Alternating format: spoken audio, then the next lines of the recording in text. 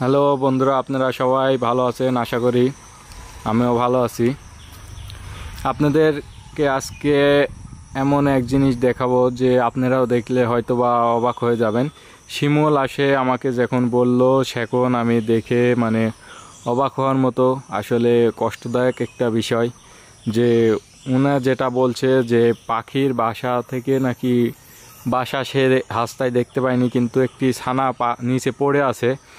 সেই ছানাটি আসলে কি অবস্থায় আছে, সে মনে হয় খুব খারাপ অবস্থা। আমাদের এইদিকে বৃষ্টিপাত হয়েছিল, সেজন্য হয়তোবা ছানাগুলো পড়ে গেছে। এখন কয়টি ছানা আসলে আমরা, শিমুল বললো একটি ছানা, সেজন্য আমি আসলে ছানাটি যদি বাসা আমি যে পাই তাহলে অবশ্যই বাসায় তুলে দেব। আর যদি না পাই তাহলে আমি এই ছানাটি সুন্দরভাবে লালন পালন করব। আপনারা আমাদের সাথেই থাকবেন এবং আমাদের ভিডিও দেখবেন। আসলে ছানাটা আমি ভালোভাবে যত্ন নিয়ে মানুষ করতে পারছি কিনা, কীভাবে আমি রাখছি, সব ভিডিও আপনাদেরকে আমি দেব যদি বাসা না পাই। আর যদি বাসা পাই তাহলে তার মায়ের কাছে পৌঁছাই দেব। আপনারা আমাদের সাথেই চলেন। আমরা এখন যাচ্ছি হচ্ছে শিমুল যে জায়গায় দেখছে সেই জায়গায় পাখির ছানার খোঁজে। সেই ছানাটি হয়তোবা আপনারা দেখতে পাচ্ছেন কিনা, আমি দেখতে পাইছি। এই যে এটা হয়তোবা মনে হয় যে শালিক পাখির ছানা, যতটুক বোঝা যাচ্ছে। নয়তো কি হবে, এটা শালিক পাখিরই হয়তোবা ছানা হতে পারে, না হলে অন্য কোনো পাখির, যেই পাখিরই কেন না হোক। আমি আসলে উপরে লক্ষ্য করছি, আসলে বাসা এই গাছে অবশ্য বাসা থাকার মতো জায়গা নাই। দেখেন আপনারা দর্শক, আপনারাও দেখেন, কোনো জায়গায় এই বাসাটি দেখা যাচ্ছে না। সেজন্য পাখির ছানাটি, আমি যেটা মনে করছি, পাখির ছানাটি অনেক মনে হচ্ছে ক্ষুধার্ত হয়ে অবস্থায় আছে।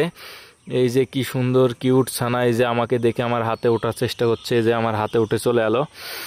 দেখতে পাচ্ছেন আমার হাতে পাখির ছানাটি উঠে গেছে, সে পায়খানা করে দিল।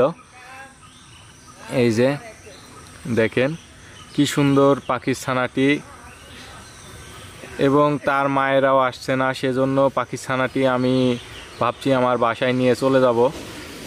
বাসায় নিয়ে যাওয়ার পরে একে সুন্দরভাবে লালন পালন করব। হয়তোবা খুব ক্ষুধার্ত অবস্থায় আছে মনে হচ্ছে দেখে পাখির ছানাটি। যতটুক মনে হয় এটা শালিক পাখির ছানা। এই যে দেখেন কি সুন্দর ছানাটি, এই যে খুব ক্ষুধার্ত অবস্থায় মনে হচ্ছে ছানাটিকে। ছানাটির জন্য সবাই দোয়া করবেন, আমি বাসায় নিয়ে যে তাকে ভালোভাবে লালন পালন করে খাওয়াবো অবশ্যই। তার মাকে দেখতে পাইলাম না আমি। আপনারা আমাদের সাথেই থাকবেন।